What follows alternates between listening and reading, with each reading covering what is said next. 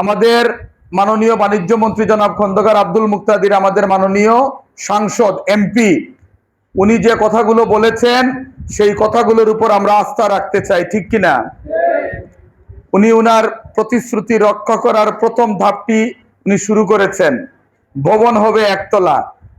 কিন্তু সম্মানিত প্রিন্সিপাল বলেছেন যে ইতিমধ্যে 5টি কোর্স, অনার্স কোর্স আমাদের এই প্রতিষ্ঠানে অনুমোদন পেয়েছে। তো 5টি সাবজেক্টের অনার্স কোর্স অনুমোদন পেয়েছে, তো বসতে তো হবে নাকি? ক্লাস লাগবে না? জায়গা তো লাগবে, ক্লাসরুম লাগবে, টিচার লাগবে। তো সেই বসার ব্যবস্থা কিভাবে হবে? একতলাতে হবে না এটা 4তলা লাগবে? তাহলে আজকে আমরা জুড়ে এখান থেকে দাবি তুলি, চাই কার কাছে?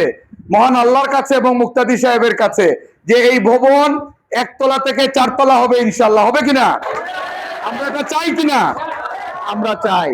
আমি আজকে যে দোয়া মাহফিল এবং এই যে শুকরানা সভা অথবা আজকের যে এই অনুষ্ঠান, মাননীয় মন্ত্রী মহোদয়কে আমি গত ডে বিফোর ইয়েস্টারডে ইভিনিং এ আমি মন্ত্রণালয়ে বলেছি যে মাননীয় মন্ত্রী, আপনার প্রতি এই কলেজের পরিচালনা পর্ষদ, আপনার প্রতি এই এলাকার সম্মানিত সকল নাগরিক বৃন্দ, এই কলেজের সকল ছাত্রছাত্রীবৃন্দ কৃতজ্ঞতা জানিয়েছেন এবং সেই কৃতজ্ঞতা জানানোর জন্য তারা একটি অনুষ্ঠানের আয়োজন করেছেন বৃহস্পতিবারে।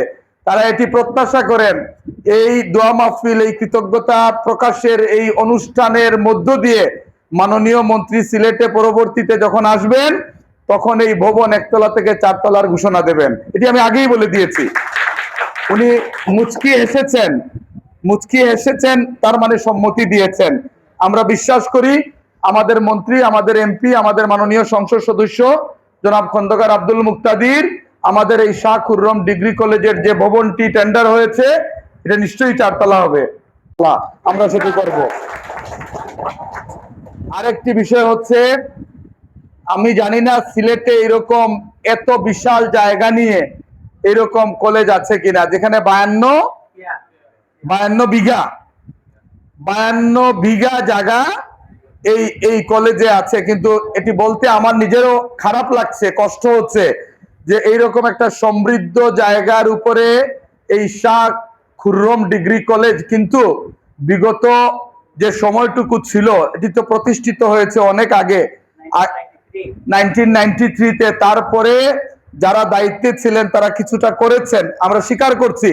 জনাব খন্দকার মুক্তাদি সাহেবের বাবা জনাব খন্দকার আব্দুল মালিক, উনি এই প্রতিষ্ঠানের সভাপতি ছিলেন, কিছুটা হয়েছে।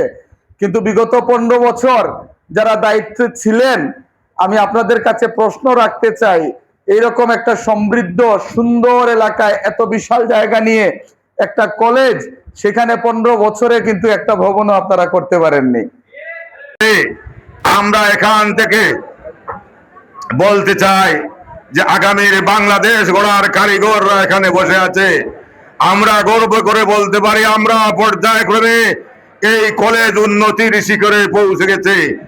আপনারা যদি আমাদের রেজাল্ট পর্যালোচনা করেন, দেখেন আপনারা আমরা র্যাঙ্কিং এ অনেক উপরে উঠে গেছি। আমরা ইনশাআল্লাহ আমরা প্রতিজ্ঞাবদ্ধ, আগামীতেও আমরা ভালো রেজাল্ট করে দেখিয়ে দিব আমাদের এই কলেজের অবস্থান। মাননীয় মন্ত্রী শুভেচ্ছা স্বাগতম। সভাপতি আর পাই নাই। প্রিয় উপস্থিতি, আমরা লক্ষ্য করেছি সরকারের এই শুরুতে তিনি তার কথা রেখেছেন। মাননীয় শিল্প বাণিজ্য পাট ও বস্ত্র মন্ত্রণালয়ের মাননীয় মন্ত্রী মহোদয়ের সাথে অনেক দৌড়ঝাঁপ করে অনেক বুঝিয়ে সুঝিয়ে তিনি আমাদের জন্য 4তলা একটি ভবন বরাদ্দ নিয়ে এসেছেন।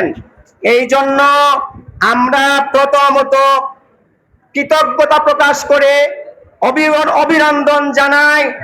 বাংলাদেশের তারুণ্যের অহংকার, বাংলাদেশের উন্নয়নের শেষ আশ্রয়স্থল বাংলাদেশ সরকারের মাননীয় প্রধানমন্ত্রী জনাব তারেক রহমান।